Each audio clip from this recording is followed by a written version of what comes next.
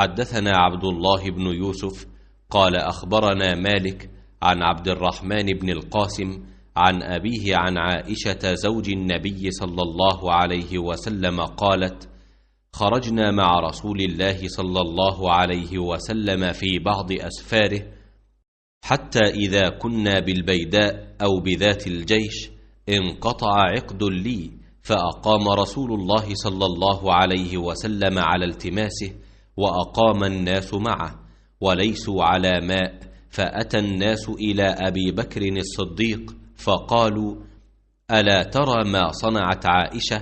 أقامت برسول الله صلى الله عليه وسلم والناس وليسوا على ماء وليس معهم ماء. فجاء أبو بكر ورسول الله صلى الله عليه وسلم واضع رأسه على فخذي قد نام، فقال: حبست رسول الله صلى الله عليه وسلم والناس وليسوا على ماء وليس معهم ماء.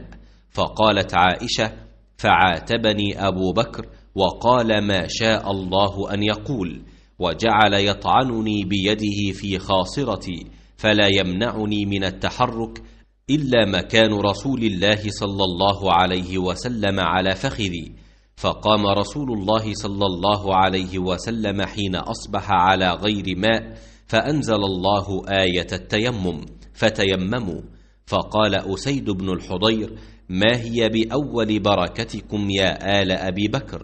قالت: فبعثنا البعير الذي كنت عليه فأصبنا العقد تحته.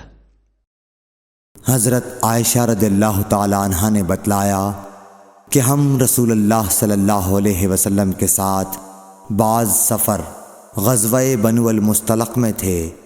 جب ہم مقام بیدا یا ذات الجیش پر پہنچے تو میرا ایک ہار کھو گیا۔ رسول اللہ صلی اللہ علیہ وسلم اس کی تلاش میں وہیں ٹھہر گئے اور لوگ بھی آپ کے ساتھ ٹھہر گئے، لیکن وہاں پانی کہیں قریب میں نہ تھا۔ لوگ حضرت ابو بکر صدیق رضی اللہ تعالیٰ عنہ کے پاس آئے اور کہا: حضرت عائشہ رضی اللہ تعالیٰ عنہ نے کیا کام کیا کہ رسول اللہ صلی اللہ علیہ وسلم اور تمام لوگوں کو ٹھہرا دیا ہے، اور پانی بھی کہیں قریب میں نہیں ہے اور نہ لوگوں ہی کے ساتھ ہے۔ پھر ابو بکر صدیق رضی اللہ تعالیٰ عنہ تشریف لائے۔ رسول اللہ صلی اللہ علیہ وسلم اپنا سر مبارک میری ران پر رکھے ہوئے سو رہے تھے۔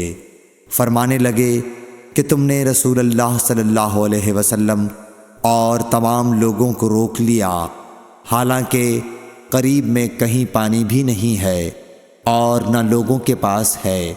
حضرت عائشہ رضی اللہ تعالیٰ عنہ کہتی ہیں کہ والد ماجد رضی اللہ تعالیٰ عنہ مجھ پر خفا ہوئے، اور اللہ نے جو چاہا انہوں نے مجھے کہا، اور اپنے ہاتھ سے میری کوکھ میں کچوکے لگائے۔